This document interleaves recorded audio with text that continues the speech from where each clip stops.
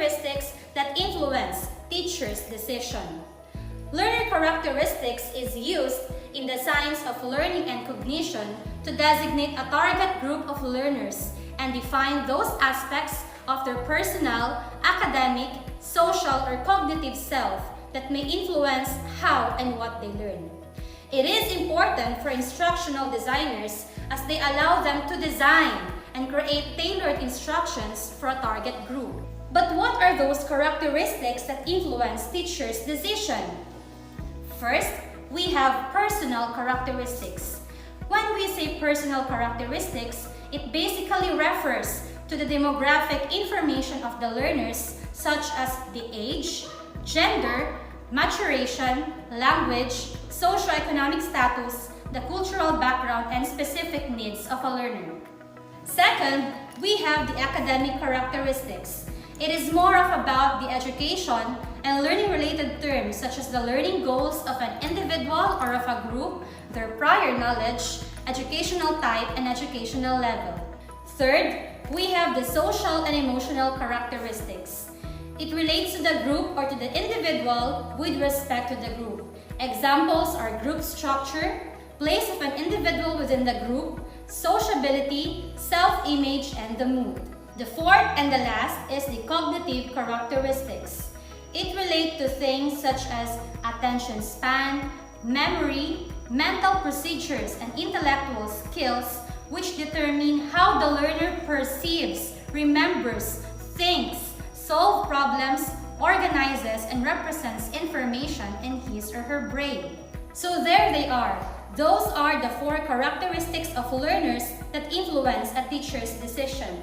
We have the personal characteristics, the academic characteristics, the social and emotional characteristics, and the cognitive characteristics. As teachers, it is important to note that there is a huge difference between the characteristics of different learners and groups of learners, such as children, professionals, adults, older people, and disabled persons. These groups may differ in their motivation, prior knowledge, expertise level, study time, and physical abilities. Thus, as educators and as mentors, it is important for us to teach of varied strategies in order to make our learners become motivated and interested in our lessons. That ends our episode for today. Thank you! Good holy everyone! Today, we will going to discuss about guidance on managing learning. At the end of the discussion, you are expected to define slips, errors, and attempt, identify and correct mistakes, improve the writing and speaking skills when feedback is given. In managing the learning of students, we will going to discuss about student make mistakes, assessing students, giving feedback on oral work, giving feedback on accuracy work, and giving feedback on written work. Student makes mistakes. One thing that puzzles many teachers why students go on making mistakes, even when these mistakes have been repeatedly pointed out to them. All mistakes are the same. Sometimes they seem ingrained, yet other times students can correct themselves. Mistakes are divided into three categories: the slips, errors, and attempts. Slips, students can correct their mistakes. Errors, students can or cannot correct their mistakes. They need more explanation. Attempts, when students are trying to say something but does not yet know the correct word of saying it. So there are two distinct sources of errors. First, L1 or first language interference, and developmental error. L1 interference, language transfer occur when learner's primary language influences his/her progress in secondary language. Interference most commonly affect pronunciation, grammar, structure, vocabulary, and semantics. While developmental error, it refers to overgeneralization. For example, students say, "Daddy goed," instead of saying, "Daddy went." The student may not knowing the regular past end, so the teachers may give feedback to correct their mistake or overgeneralization. So as a student, after giving tasks to our learners, we need to give a feedback. in order for them to know their strengths and weaknesses, and we can help them to improve themselves. Assessing students' performance. Assessing student performance can come from teacher or from students themselves. Teachers' assessment of performance can be explicit or implicit. Explicit, when the teacher say that was good or that was okay, while implicit, teacher says nothing. Example, during language drill, we pass on the next student without making any comment or correction. So this is always dangerous because student may think something else. So we need to give feedback, as what I have said, after the activity or after their work have been done. Apart from test and exam, there are a number of ways which we can assess our students' works. We have comments, marks and grades, and reports. So commenting on student performance happen at various stages both in and outside the class. Mark and grades, students are graded on their work and they are always keen to know what grades they have been achieved. Reports. At the end of the term or year, teachers write on their students' performance. It is important when writing reports to achieve judicious balance between positive and negative feedback. Student assessing them. Student self-assessment is bound with the whole matter of learner since we encourage them to reflect upon their own learning. Feedback during oral work. Through feedback, both assessment and correction can be very helpful during oral work. Teachers not necessarily deal with an oral production in the same way. Feedback during accuracy work. Here, when we show incorrectness, we are hoping that the student will able to correct themselves. Once the problem has been pointed out, showing incorrectness can be done in different ways. First, we have repeating, echoing, statement and questions, expression, and hinting. Repeating, here we ask students to repeat what they have said, perhaps by saying again, which coupled with intonation and expression will indicate that something isn't clear. Echoing, things can be precise way of pinpointing error. Statement and question, we simply say, good try. Expression, when we know our student well, a simple facial expression or gesture may enough to indicate that something doesn't work. This need to done with care because it can cause certain circumstances appear to be mocking or cruel. Hinting, a guide of helping students to activate roles they already know is to give hint. Feedback during fluency work. There are ways we can respond to our student once such activity is over. So we can give them gentle correction and recording mistake. Gentle correction can be offered in a number of ways. We might reformulate what the student said in expectation that we will pick up over reformation, even though it's hard to wrap their speech. Recording mistake. We frequently act observers and watching and listening to the students so that we can give positive and negative feedback. Feedback on written work. The way we can give feedback on writing will depend on the kind of writing task the student have undertaken, whether letters, poem, reports, and stories. During the writing process, we will responding rather than correction. Responding. When we respond, we say how the text appears to us and how successful we think it has been before suggesting how it could be improved. The comments we offer need to be helpful and not censorious. Correcting. Many teachers use correcting codes to indicate that students have made mistakes. This makes correction much neater and less threatening than random comment. Hi there! Welcome to another episode of Learning. Today, we are going to learn about language systems. So sit back, relax, and enjoy as we journey to the world of linguistics.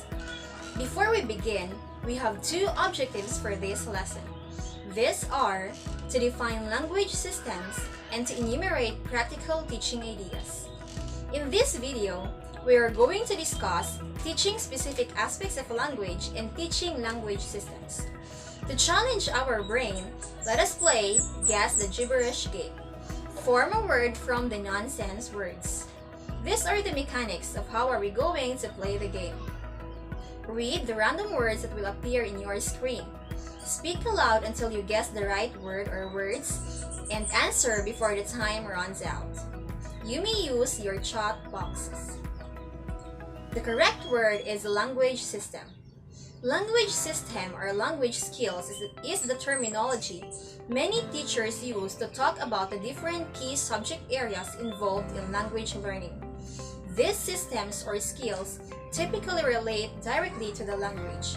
However, there are many other important subject areas involved in language learning, such as learning about learning, how to take tests, and working with others or independently. The language systems involved in language learning are phonology, lexis, grammar, function, and discourse. Once you have a better understanding of these systems, you'll have a better understanding of what ESL is and how to teach it. Let's have another set of words. Teaching specific aspects of language, we have deductive approach. It is when we give students explanations or grammar rules, and then, based on this, the students make phrases and sentences using the new language. We have engage, study, and activate. Inductive approach. Instead of going from rules to examples, we go to examples and student tries to figure out the rules. We have engage, activate, and study.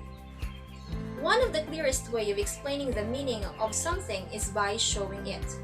We can show the object, we can have mime, facial expressions, pictures, body movements, diagrams, timelines, using check questions, translate words or phrases, and describe the meaning of the word.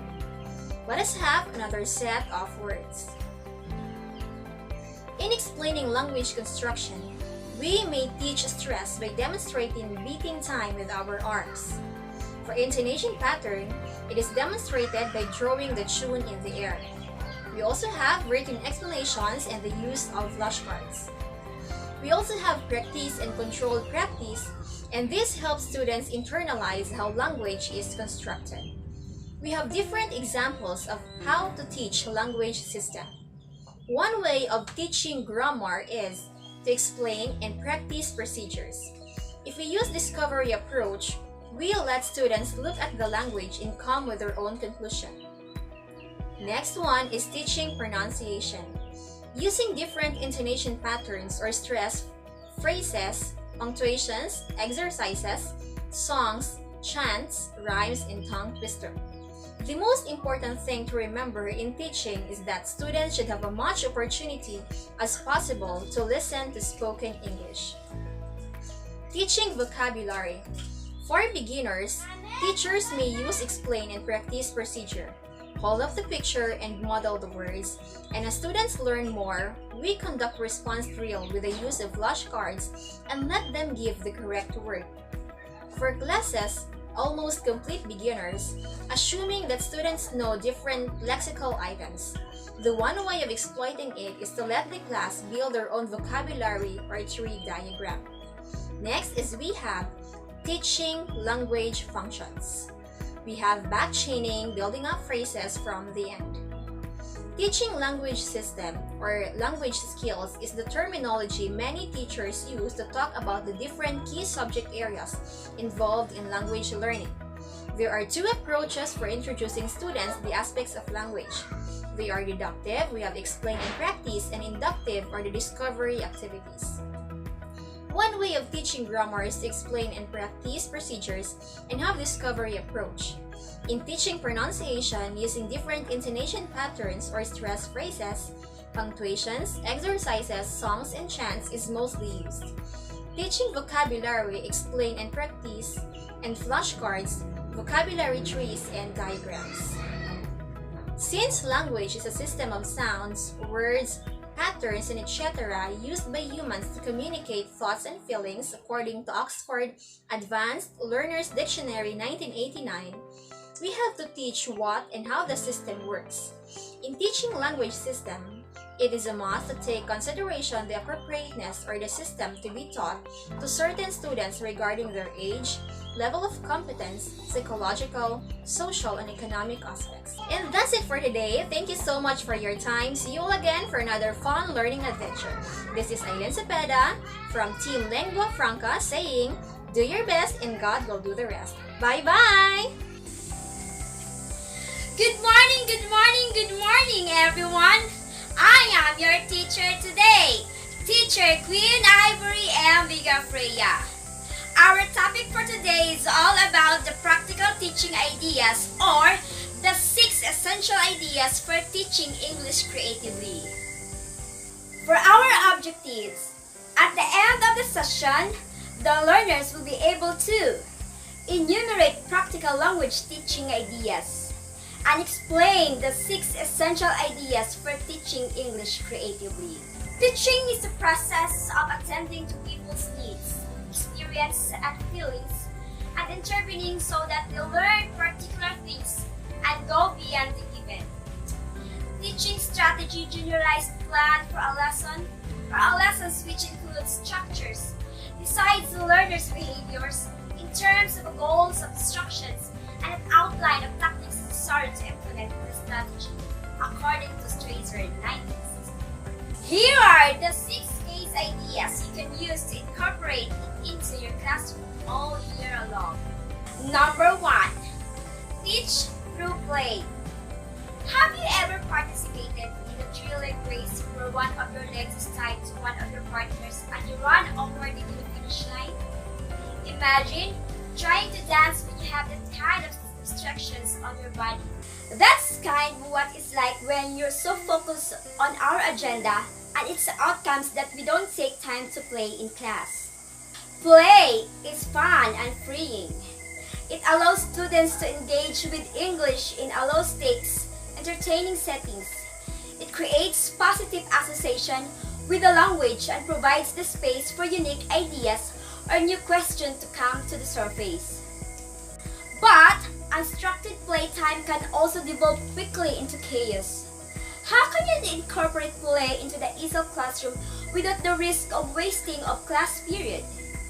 Here are some ideas to meaningful and educational classroom play. Number 1. Games are a great way to encourage play for students. There are plenty of great games for the ESOL classroom out there. And if you can't find exactly what you're looking for, create your own or modify one that already exists. Number 2. Role plays are another way to encourage play among your students, especially if they include dressing up. When students play a role in a dialogue, they get the chance to be someone else, and that's allow different aspects of their personalities to come through. It's fun of low-pressure way to get students speaking in English naturally. You might especially consider role-play activities with older students who aren't interested in playtime, but do want a chance to relax and engage with English freely. Number 2. Incorporate students' interest in your lesson. We would have the expression curiosity killed the cat. If curiosity wasn't a strong motivator, when we have an interest in a particular subject or skill, when we have an individual connection to some things we're learning, we're driven to learn more. Your students are curious. They have interests unique to themselves. You want to know things. I once knew a student who could name every known species of dinosaurs. He loved dinosaurs, and his own curiosity led him to learn everything there was to know about them.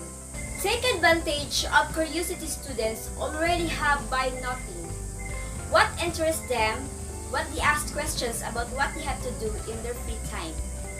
Ask students they would like to learn about and take their ideas seriously. Then use students' interest as the frame of teaching what you need to cover in your curriculum. When you base your instructions on their interest, They will engage and motivated and their passions to take them to place they might not otherwise go. Here are some example ideas that you can use as jumping off point. First, you can teach the past tense by asking students to summarize current events and pop culture, including anything from a recent soccer match to the last week's episodes of Survivors. Teach vocabulary from magazine or blog students like to read in their free time. Have students work in their speaking skills by role-playing a favorite celebrity on the recent film or TV show.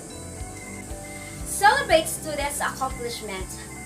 Celebration is a great way to support the successes of your students, and you should make room to celebrate often. In the process of learning English, it's easy to see more of what you don't know rather what you do. When you celebrate accomplishments, you help students say what they are making progress and moving along the road to fluency. And when you point out their success, they will be more motivated to reach the next goal. Celebration is often reserved for holidays and special occasions. And those celebrations are great, but don't stop there. You can create class books containing works from each of your students and put the book on display for all the members of your class to enjoy. You might laminate pages and bind them or make your book by placing students' work into past leaves and compiling them in a 3-ring binder. You can also give students a chance to celebrate their own accomplishments.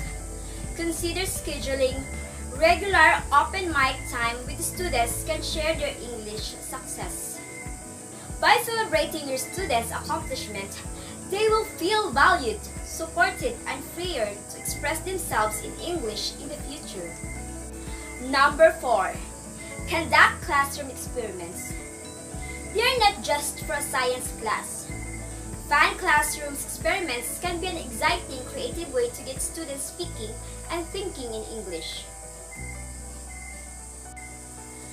Let students make predictions and test outcome to see if their predictions were correct. Encourage use the scientific method in which students pose a hypothesis and then design experiment to test those hypotheses before coming to the conclusion. You can have students write down their hypothesis and result in English, which can get presented orally at the end of the class. Not only will you giving them a vital English practice, you will also be teaching them valuable research and critical thinking skills. Any of your students who plan to continue using English for academic purposes will especially thank you. Here are some ideas for experiments that you can bring into your ESL classroom. The Egg Drop Project is an easy and inexpensive experiment in which students can make predictions and test the outcomes, and is also good, not so clean fun. Bring a little magic to the classroom with these 2 experiments that make magic before your eyes. Find out what soda does to your teeth with this simple experiment. Number 5. Encourage reflective thinking. Creative thinking doesn't stop at coming up with new activities. Creative teaching is also about encouraging new ways of thinking, unique ideas, and students driving learning. One of the best ways to do it is to encourage the reflective thinking or considering and analyzing the surroundings world and past events. For English learners, it means being able to learn from the mistakes and decide what goals, practice habits, and language tools will help in the path of fluency. You can introduce reflective thinking in English to your classroom with a simple but effective activity. All you need to do is to pick a recent lesson or project from your curriculum and ask students to list 3 things that went well and 1 thing they would want to improve. Students can do this in groups or individually. For example, if you're recently assigned a book report, you might ask the students to list 3 things they enjoyed about putting together their own report and want things about the process that they couldn't have done better. This way, students will be engaging in English while also considering their own language proficiency, strengths, and weaknesses, which is crucial for anyone looking for the drive and direction to become fluent in English. Number 6. Foster connection between students. At the end of the day, teaching English isn't really about the vocabulary list and grammar drills. It's about getting students to effectively communicate in English. It's important that your creative teaching methods home is on this goal if you want them to have a real impact. Fostering connections between your student is one of the easiest and the most useful ways to do this. You can help create a supportive classroom environment by making sure to carve out time in your lesson plans for group works and collaborative learning. Pair students up with different classmates, always giving them a common goal. As they pursue their goals and then achieve them, they will develop mutual understanding and encouragement and will support one another. This will create a safe place for students to put their English skills to use in a supportive environment that encourages creativity. To sum it up, the 6 case ideas you can use to incorporate it into your classrooms are: teach through play, incorporate students' interest in your lesson, celebrate students' accomplishment, conduct classroom experiments, encourage reflective thinking, and foster connection between students. For our conclusion, teaching English creatively is much more challenging than including creative projects in traditional education methods, but it's so very worth it. When our students can think for themselves and express their thoughts, support each other, and explore and evaluate their own ideas, they will confident learners, speakers, and thinkers in the English language. For our reference, Susan Berner, FluentU English Educator, with our website www.fluentu.com/blog-educator-english/teaching-english/creatively/. And that's the end of our session. I hope you learned a lot about our topics. Goodbye everyone! See you next time around! Hi guys! Welcome back to Lingua Franca's vlog. For today's session, we will be learning a new topic. And that topic is all about the role of technology in classroom. Why do we need to integrate technology in classroom setting? With that said, the potential of technology to enhance learning cannot be overemphasized. The use of technology is something that started a long time ago for students with special needs. For example, the braille machines. Braille machines have been utilized for the visually impaired. In addition, special needs program that helps children with autism use technology to enhance learning. By integrating technology into education, educators aim to engender pedagogical change and address fundamental issues that affect learners with special needs. Technology can therefore be seen as both a tool and a catalyst for change.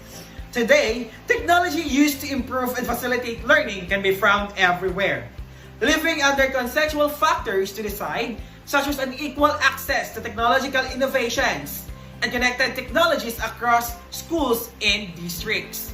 We can only say that we have embraced technology in education when it is used for both teaching and learning.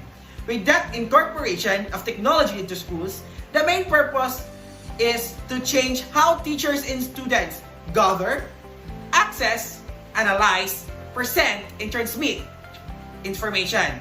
This can democratize information in classroom as well as help differentiate instruction. This can democratize information in classrooms as well as help differentiate instructions, particularly to students with special needs. Here are 7 reasons why students need technology in the classroom, or why do we need 7 reasons why do we need to integrate technology in classroom. First is, it helps connect students to the real world. A geology professor takes his students on a virtual tour of a Grand Canyon National Park. A history teacher walks his students through the corridors and history of the White House. Technology allows educators to remove the physical barriers to the classroom, offering students a way to connect the curriculum with the real world. Second, it prepares students for the workforce. To thrive in the 21st workplace, students need to have more than working knowledge of a certain technological tools.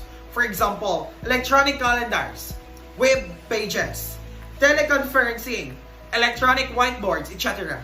By integrating these technologies into the regular curriculum, institutions are ensuring that their students are prepared for modern office. Third, it encourages collaboration. Many educational tools offer a variety of functionalities that promote collaboration.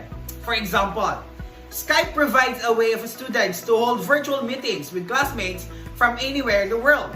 With Google Drive, students can easily share and edit projects with each other. Fourth, sorts different types of learners. No two students learn the same way, but with technology, educators can address diversity in learning style. An engagement network like Blue Pulse helps instructors discover which teaching styles work best by identifying student needs based on real-time feedback. Blue Pulse can adapt to any learning scenarios, including remote learning, by allowing instructors to connect and engage with every student no matter where they are. Fifth, access information more easily. Technology makes it easier for students to find information quickly and accurately. Search engines and ebooks are replacing traditional textbooks. Instead of personal tutors, students can get one-on-one help through educational videos, anytime and anywhere, and massive open online courses. Sixth, teaches students how to be responsible online. With social media sites galore, most students are already digital citizens. However, by incorporating technology into the classroom, students can begin to learn how to be responsible in digital world. The class becomes a microcosm of the broader digital landscape where students can practice how to communicate, search, and engage with other digital citizens. The last but not the least, it adds a fun factor to learning. Outside the classroom, students use technology in all aspects of their lives. Within the classroom, technology will make learning more fun and exciting. Teaching methods such as game-based learning, or the GBL, allows instructors to deliver lessons via interactive games. Who doesn't enjoy playing games? Using a tool like Blue Pulse will teach students about feedback literacy and engage them in a learning inside and outside the physical classroom. Those are the role of technology and the benefits of technology in the classroom. However, we should always put in mind that technology should never replace the teacher. It only aids the delivery of learning. Thank you for watching my video. I hope that you learned something about our topic this session. And see you guys next session. Good day everyone. Welcome back to our channel. We have the Lingua Francas. Today we will learn about the assessment for language learning in digital age. So assessment in language learning. Assessment is one of the most important aspects of language teaching and learning. Assessment has two main purposes: to make summative evaluations and provide instructional feedback to help learners progress. Both summative and formative assessments can be formal or standardized. Informal, classroom-based, and informally, assessment provides feedback from peers and others. Formally, it provides information against a standard about how the student is progressing in specific areas depending on the stakes. Everyone can be involved in assessment. Peers, teachers, staff, administrators, and external constituents. However, teachers as immediate catalysts of the learning process should be particularly involved and well informed about assessment practices. Assessment supports CALL, the computer-assisted language learning. Principles if it is interactive, formative, and authentic. Although standardized testing has become increasingly more intrusive for language teachers, both language educators and educational researchers agree that assessment practices need to be authentic. Although what authenticity translates to has been subject to many discussions, the assessment measure as connected to their lives and it measures what it says it does. For a measure to be authentic, students should perceive as related to their lives and our goals in topic, form, content, processes, or any element that they consider related. Such assessment requires students to use the same competencies or what we call the combination of knowledge, skills, attitudes that they need to apply in the criterion situation and professional life. So we have kind of assessment. Assessment should be formative and collaborative, rubric scored, student developed, and master based. Third, we have the contextually realistic, performance based, and complex. Accordingly, authentic assessment will not only serve as representative picture of students' competencies, but also as a learning tool. According to Litchfield and Dempsey 2015, through authentic assessment, students tend to apply knowledge rather than memorize the information, develop more in-depth learning, develop metacognitive strategies, develop critical thinking and problem-solving skills, be engaged in the activity through meaningful and interesting and collaborative activities, be more confident, satisfied, and active learning process. Of course, among all the features of authentic assessment, contextual realisticness may be the most difficult to implement. It means, for example, the grammar learned in context should not be tested out of the context. That science content knowledge acquired through experimenting should be assessed in the same situation through various techniques. Examples of possible authentic assessment techniques are verbal reporting, observation, retelling, graphic organizers, role plays, journals, portfolios, and self-assessment. Although these guidelines and examples may make the assessment process in language, classroom seems rather simple. In reality, it can be quite complex. This is particularly true for CALL classrooms, where technology use may be an additional factor in the assessment. Now the question is, how are computers used in assessment in CALL or the CALL classrooms?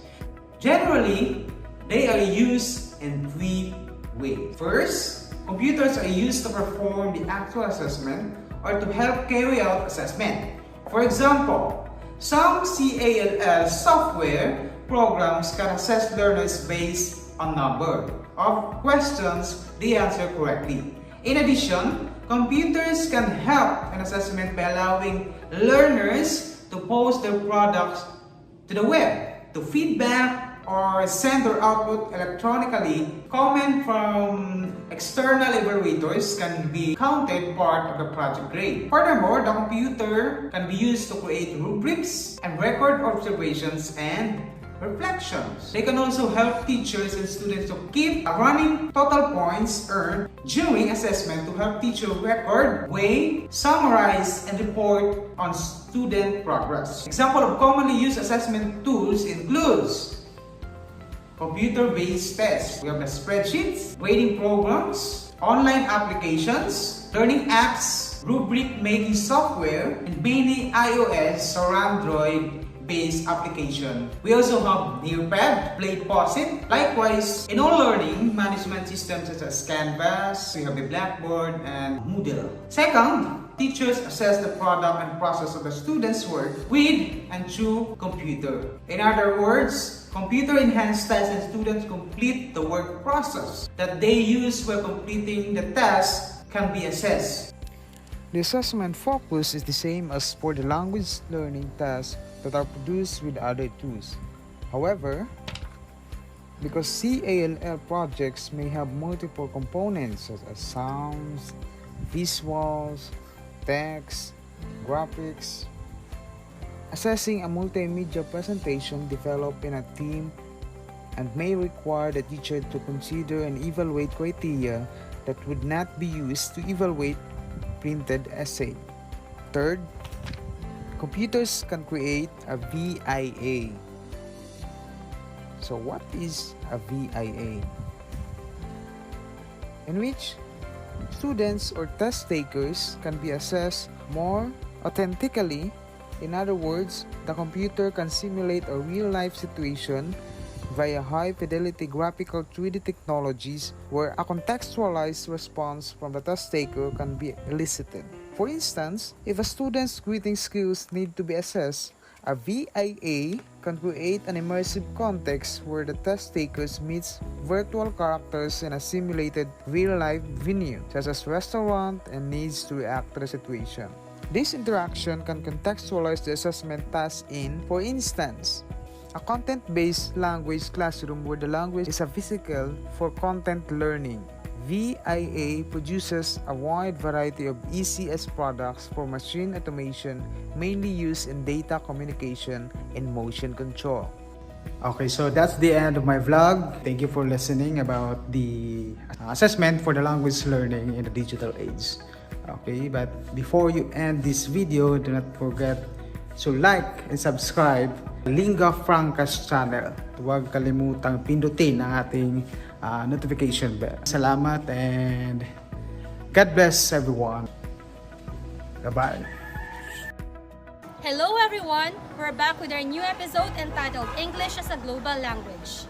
In this era where globalization interconnected takes place, the need for an immediate and appropriate mode of communication is increasingly significant. It is an undeniable fact that there is really a need of a common language to communicate all over the world. With this, English was primarily used to understand one another. In the modern world, English has become the language of not only in science, but also aviation, diplomacy, and tourism. It is listed as the official or co-official language of over 42 countries all over the world, and is spoken extensively in other countries where it has no official status. But how did English started as a world language?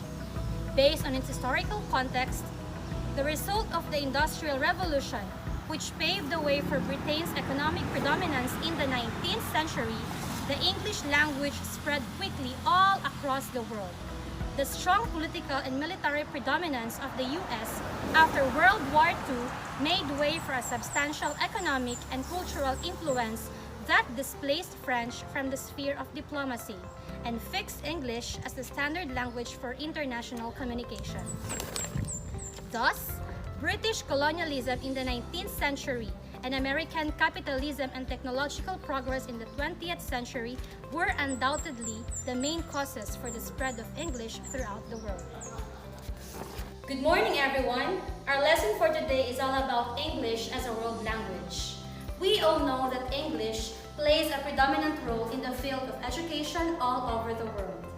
It has been widely used as a medium of instruction by the teachers as well as the students and researchers. It has become a compulsion to learn the language as most of the learning materials are written in English, be it in printed or electronic form. Moreover, by learning English, students can learn how to become independent. Nowadays, most of the students would prefer to study in a foreign country in order for them to get better employment opportunities. Thus, students are encouraged to learn English to enhance their learning abilities in different fields such as science and technology, business, law, and tourism. Therefore, English as a world language has a big impact in the field of education. English is the language of business. English serves as the purposes of the multinational company's needs, and it is being used as a tool of communication between one business organization. As we can see in the video, there are kids currently practicing their dance steps. That's why today English is the language of entertainment and media industry. It plays a vital role in promoting through movies and music. And good knowledge of English will allow you to access films, music, and literature from hundreds of countries around the globe. Moreover, internet today is being used by all ages, whether you are young or whether you are old. That's why English is used for its contents. So good afternoon, everyone. We are here at Propel's Pharmacy, one of the biggest pharmacies here in Kiamba. So English is the widely used language in the field of science and technology. It has been adopted as the de facto universal language, and this resulted as a great impact on scientific communication. Scientists can make use of the available scientific literature and communicate with the scientists of the other regions wherever they are in the world. English is a world language because it is the most commonly spoken language all over the world. With that, it has become the official language in different fields such as education, science and technology, business and commerce, travel and tourism, and even in employment. Moreover, it is also used all over the internet and in the entertainment industry. In this modernized world, it is necessary to learn English. Based on the concepts presented, it is evident that English plays a dominant role in our lives nowadays. It has been widely used in different fields. Thus, as educators, it is important to instill among the students the importance of English. Malipayong Kiamba! Welcome to the paradise of Sarangani, the municipality of Kiamba. I am Brindle and I'll be your tour guide for today.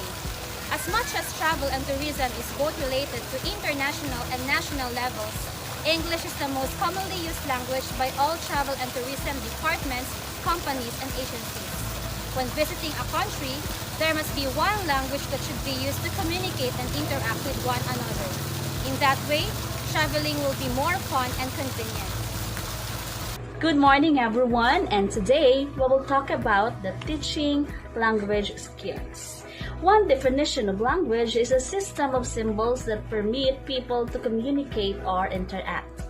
These symbols can include vocal and written forms, gestures, and body language. To describe language is in terms of the four basic language skills. The listening, speaking, reading, and writing. In your teaching, you will need to address each of these skills, and whenever possible, you should utilize activities that integrate all four skills since each reinforces the other. People generally learn these four skills in the following order. Okay, number 1, listening. When people are learning a new language, they first hear it spoken. The second one is speaking. Eventually, they try to repeat what they hear. Third, reading. Later, they see the spoken language depicted symbolically in print. And the fourth one is writing. Finally, they reproduce these symbols on paper. Skills are our ability to do these things. So these are usually divided into two types. So we have the receptive and productive. What are receptive and productive skills? When we say receptive skills are those used in understanding. That is the reading or listening. When we say productive skills, it involves producing language, and that is for speaking or writing. They are four capabilities that allow an individual to comprehend, produce, and use the language in effective interpersonal communication.